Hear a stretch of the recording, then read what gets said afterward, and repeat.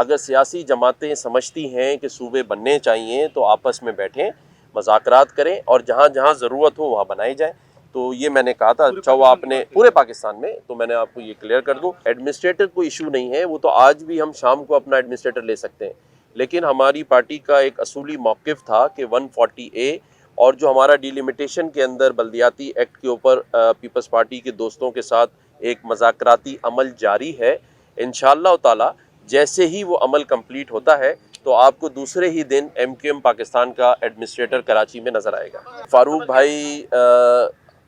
ہم سب کے بھائی ہیں اور وہ جگت بھائی ہیں، اور ہماری پارٹی، ہمارے رابطہ کمیٹی کے سارے ممبران، ہمارے ووٹر سپورٹر سب چاہتے ہیں کہ فاروق بھائی دوبارہ MQM پاکستان میں آئیں، اور اس کے لیے مجھ سمیت سارے لوگوں نے بڑی کوشش کی ہے، لیکن فاروق ستار بھائی نے کچھ ایسی باتیں رکھی ہیں جس کے اوپر رابطہ کمیٹی اس کا حل نکال رہی ہے۔ ہماری خواہش تو یہ تھی کہ فاروق بھائی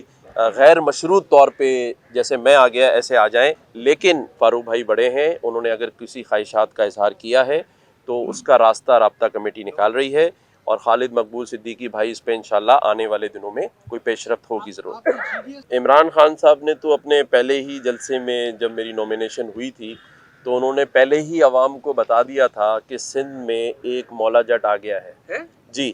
تو میں نے اس وقت ان کا شکریہ بھی ادا کیا تھا۔ تو مولا جٹ تو آپ کو اسی طرح بسوں میں بھی نظر آئے گا، اور مختلف لیاقت آباد اور محمود آباد اور جامع کلات کی مارکیٹوں میں آئندہ نظر آئے گا۔ میں سمجھتا ہوں کہ یہ وقت سیاست کا نہیں ہے، یہ وقت ملک بچانے کا ہے، اور اس وقت جس انتشار کا ہم شکار ہیں وہ ملک ہمارا متحمل نہیں ہے ہو سکتا۔ تو میری تمام سیاسی لیڈروں سے ایک وفاق کے نمائندے کے طور پہ اپیل ہے کہ اس وقت ہم سیاست نہیں، پاکستان کو بچائیں، اور آج جو ہم جانے انجانے میں ہماری ملک کی پاک افواج کے لیے جس طرح کی عرضہ سرائی کر رہے ہیں، تو میں آج یہاں میڈیا کے دوستوں کے سامنے یہ بات ضرور کہوں گا کہ جو باشعور عوام ہیں ان کو یہ اب فیصلہ کرنا ہے کہ ہمیں پاکستان بچانا ہے یا کسی کی سیاست بچانی ہے۔ اگر پاکستان بچانا ہے تو ہمیں اپنے ملک کی افواج جس کی اتنی قربانیاں ہیں، سرحدوں پہ ہماری حفاظت کرتی ہے، جانوں کے نذرانے دے کے شہید دے کر وہ اس ملک کی حفاظت کرتی ہے، تو اس کی عزت، اس کے وقار کو اسی پاکستان کی قوم نے، عوام نے بچانا ہے، اور ہمیں کسی بھی بیرونی سازش کا، بین الاقوامی سازش کا شکار جانتے ہوئے اور انجانے میں نہیں ہونا چاہیے۔ سندھ حکومت نے یہ ایک اچھا اقدام کیا ہے اور اس کو سراہنا چاہیے چیف منسٹر صاحب کو، ٹرانسپورٹ منسٹر کو، اور جیسے آپ نے کہا کہ دیکھیں یہ ساری کوششیں عوام کے لیے ہیں، لوگوں کی سہولت کے لیے ہیں۔ حالیہ بارشوں کے بعد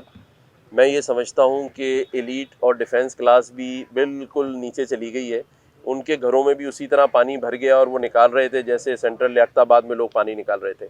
اور جو معیشت کی حالت ہے اس وقت ملک میں، تو اب وہ مڈل کلاس کا طبقہ بھی ختم ہو گیا ہے۔ لیکن آپ کا سوال بہت ہی اچھا ہے،